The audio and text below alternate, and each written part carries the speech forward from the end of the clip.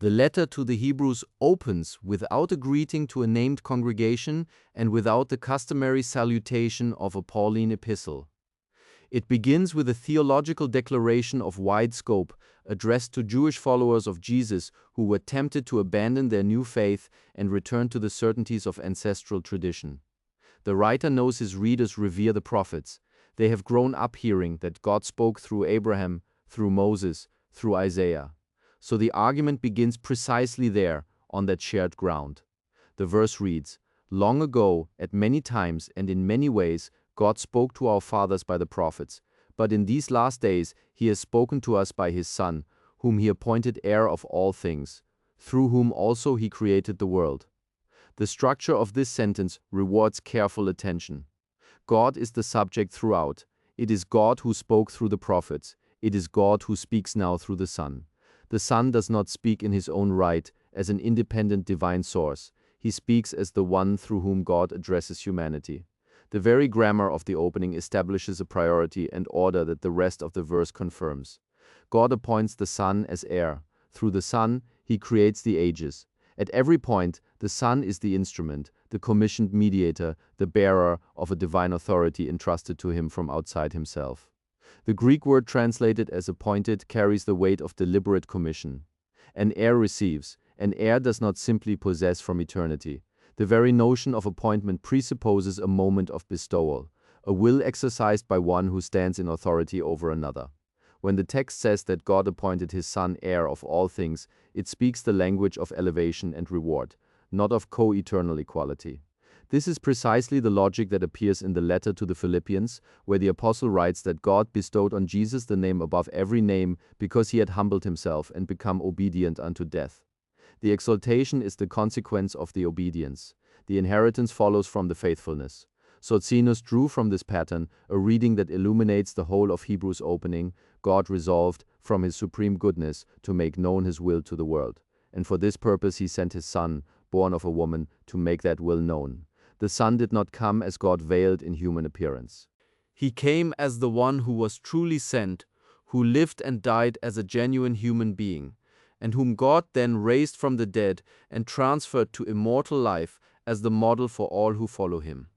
The power given to the Son in heaven and on earth is a gift, a reward for immense obedience, not a property he held independently from before creation.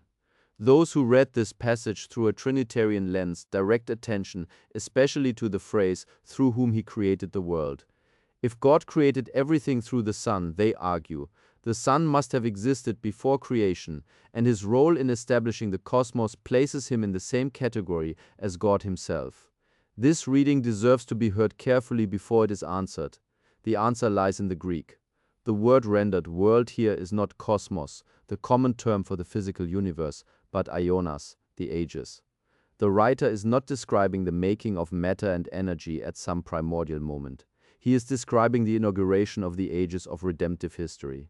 God has, through the Son, opened the final age, the age of fulfillment.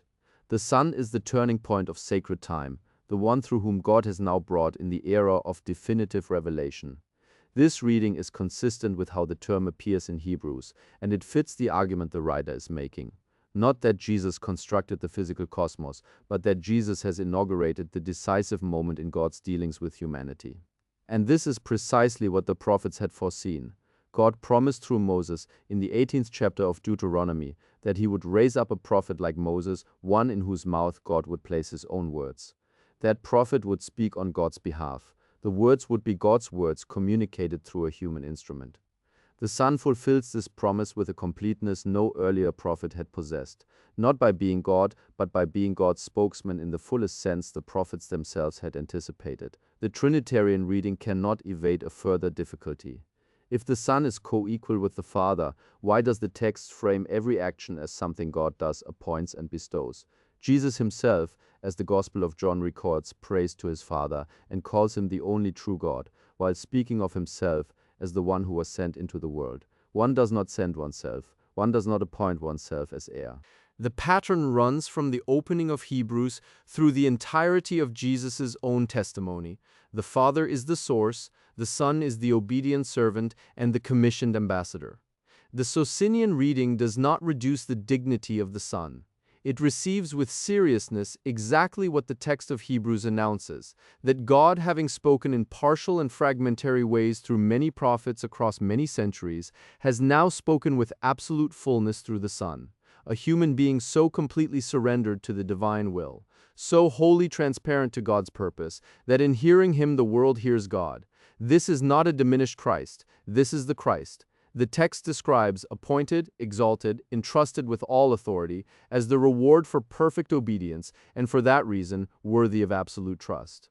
The dignity rests on real appointment, and the one who appointed him remains, as Scripture witnesses from Moses to the apostles, the one God, the Father, the sole source of all things.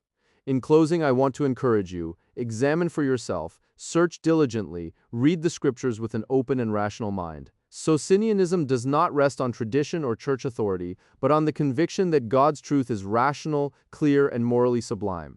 If this perspective has resonated with you and you wish to explore the biblical Unitarian view further, visit www.socinianismus.d for in-depth articles, studies, and reflections on central theological questions. If this video has been helpful, please support this work with a like and subscribe to the channel so you never miss another contribution on the unity of God, the teaching of Jesus, and the rational interpretation of Scripture.